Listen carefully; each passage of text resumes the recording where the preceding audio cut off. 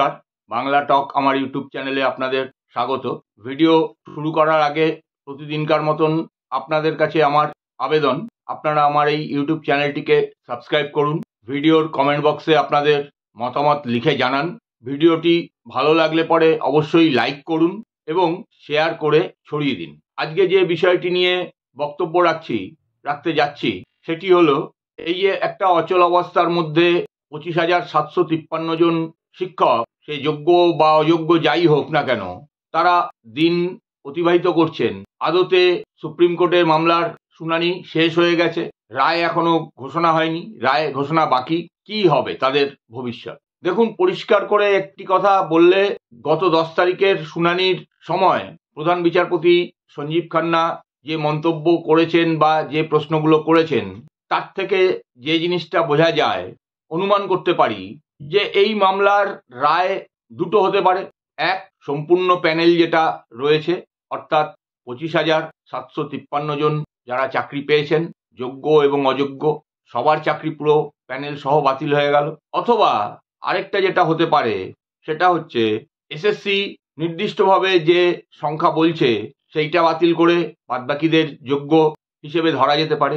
কিন্তু এখন প্রশ্ন হলো, এসএসসি যে সংখ্যাটা বলছে সেটাও এক এক জায়গায় এক এক রকম। হাইকোর্টে তারা যে এফিডেভিট দিয়েছেন তাতে যে সংখ্যাটা রয়েছে সেই সংখ্যার সঙ্গে সুপ্রিম কোর্টের এফিডেভিটের সংখ্যার কোনো সামঞ্জস্য নেই। আবার এসএসসি যে সংখ্যা দিচ্ছেন, বোর্ডের সংখ্যা একদমই আলাদা। আবার তদন্তকারী সংস্থা সিবিআই এ তদন্তের পরে যেটা পেয়েছেন, এই দুর্নীতিগ্রস্ত অযোগ্য প্রার্থীদের তালিকা বা সংখ্যা, সেটা আবার ভিন্ন। ফলে কোর্টের সামনে এখন উপায় কি? দেখুন, এটা বাস্তব। এতদিন চাকরি করার পরে, সে যোগ্য হোক বা অযোগ্য হোক, তাদের চাকরি যদি এখন চলে যায়, স্বাভাবিকভাবেই একটা মর্মান্তিক ঘটনা। যারা যোগ্য তাদের ক্ষেত্রে তারা নিজেদের মেধার বলে পরীক্ষা দিয়ে, ইন্টারভিউ দিয়ে যোগ্যতার সাথে যোগ্যতার বিনিময়ে চাকরি পেয়েছেন। আর অযোগ্যরা তো তারা টাকা পয়সা, ঘুষ ইত্যাদি দিয়ে চাকরি পেয়েছেন। এটা বাস্তব, এটা পরিষ্কার। কিন্তু সমস্যা হচ্ছে, এত প্রকারের দুর্নীতি হয়েছে, এত রকমের দুর্নীতি হয়েছে যে কোর্ট বারবার করে জানতে চাইছেও না, এসএসসি না বোর্ড না রাজ্য সরকার কারোর পক্ষ থেকেই সুনির্দিষ্টভাবে কোনো সংখ্যা পাননি যে এরা অযোগ্য বা তালিকার মধ্যে এই লোক, এতজন যোগ্য শিক্ষক রয়েছেন। সমস্তটাই নির্ভর করে রয়েছে সিবিআই এর তদন্ত। সিবিআই যে তদন্ত করে সংখ্যাটা পেয়েছে, সেই সংখ্যাটাকে ধরে চলার উপরে। এখন প্রশ্ন হলো, সিবিআই তদন্ত তো শেষ হয়নি, সিবিআই তদন্ত করছে এবং সিবিআই পরিষ্কারভাবে তাদের রিটেন সাবমিশনে উল্লেখ করে দিয়েছেন যে এখন অবধি যে তদন্ত তারা করেছেন তাতে যারা যারা দুর্নীতিগ্রস্ত, যারা যারা অযোগ্য, সেই সংখ্যাটা তারা নির্ধারিত করেছেন এবং বলেছেন। অপরদিকে যারা মূল মামলাকারী, অর্থাৎ বঞ্চিত চাকরি প্রার্থীদের তরফ থেকে আমাদের এই কলকাতার যে আইনজীবীরা মামলাটি লড়ছিলেন, অ্যাডভোকেট বিকাশ রঞ্জন ভট্টাচার্যের নেতৃত্বে, বিক্রম বন্দ্যোপাধ্যায়, সুদীপ্ত দাশগুপ্ত, শামীম আহমেদ, এরা নির্দিষ্টভাবে একদম সংখ্যাটা তুলে ধরেছেন যে এখন অবধি যে সিবিআই তদন্ত করেছে তাতে দেখা যাচ্ছে, এবং বিভিন্ন সময় এসএসসি যে হলফনামাগুলো দাখিল করেছেন তাতে দেখা যাচ্ছে 10,750 জন অযোগ্য প্রার্থী চাকরি পেয়েছেন।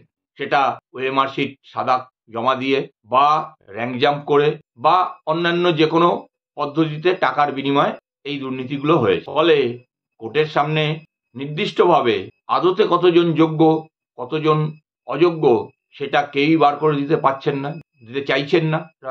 যারা এই কাজটি করতে পারতেন, রাজ্য সরকার কিংবা এসএসসি, তারা সম্পূর্ণটা এড়িয়ে যাচ্ছে এই যোগ্য অযোগ্য পার্থক্য করার কাজটা। তারা চাইলেই করতে পারেন। ভাবখানা এমন যে সিবিআই তো তদন্ত করেছে, সিবিআই তদন্ত করে সংখ্যা নির্ধারণ করে বলে দিয়েছে, সুতরাং সেটা ধরেই তো কোর্ট রায় দিতে পারে। এটা কখনো সম্ভব? সিবিআই তদন্তকারী সংস্থা, তারা দুর্নীতি হয়েছে কি হয়নি সেই বিষয়ে তদন্ত করতে পারেন, তারা সেই বিষয়ে রিপোর্ট দিতে পারেন। কতজন দুর্নীতির সঙ্গে যুক্ত সেটা তারা নির্দিষ্ট করতে পারেন, কিন্তু কে কে দুর্নীতি করেছেন সেটা তারা কি করে বলবেন? রাজ্য সরকারের তো জানা উচিত।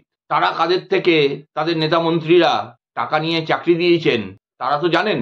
সেই নামগুলো তারা বলে দিলেই আর কোনো সমস্যা থাকে না।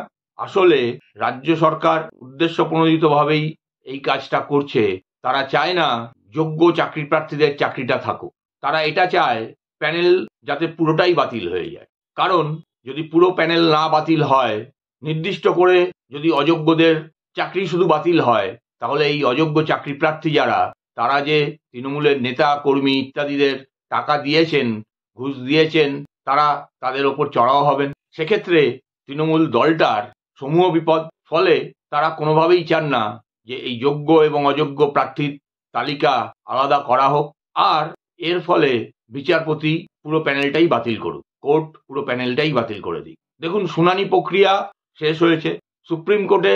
এই শুনানি প্রক্রিয়াতে কোনো পক্ষ এরকম নেই যারা বলতে পারবেন যে না, আমার কথা শোনা হয়নি। প্রধান বিচারপতি সঞ্জীব খান্না নির্দিষ্ট করে সমস্ত পক্ষের সওয়াল শুনেছেন এবং তিনি তার রায় রিজার্ভ রেখেছেন। কারণ এত বড় একটা মামলা, যেখানে প্রায় 26,000 ছেলেমেয়ের ভবিষ্যৎ, চাকরি, জীবন জীবিকা নির্ভর করছে, জড়িয়ে আছে যেই রায়ের ওপরে, স্বাভাবিকভাবেই তাকে একটু টাইম নিতেই হবে, তিনি নেবেনই। এরই ফাঁকে সমস্ত বিচার প্রক্রিয়া শুনানি সম্পন্ন হয়ে যাওয়ার পরে হঠাৎ করে আজকে এসএসসি আবার বিচারপতির দরবারে গেছেন, প্রধান বিচারপতির এজলাসে। তারা এই এসএসসি মামলায় নতুন করে আরো কিছু সাবমিশন দিতে চান। আসলে ব্যাপারটা আর কিছুই না, এই করে করে যতটা টাইম নেওয়া যায়, তারা খুব ভালো মতনই জানেন এই বিচারপতির মেয়াদ মে মাস পর্যন্ত। এই রকম ভাবে নতুন নতুন আপিল করা, তার শুনানি, এবং এই শুনানি করতে করতে টাইম পাস হয়ে যাওয়ার পরে এই বিচারপতির অবসর গ্রহণের টাইম চলে আসবে। ফলে তখন আর এই বেঞ্চ মামলা শুনবে না, নতুন করে আবার বেঞ্চ গঠিত হবে, আবার নতুন করে মামলার শুনানি।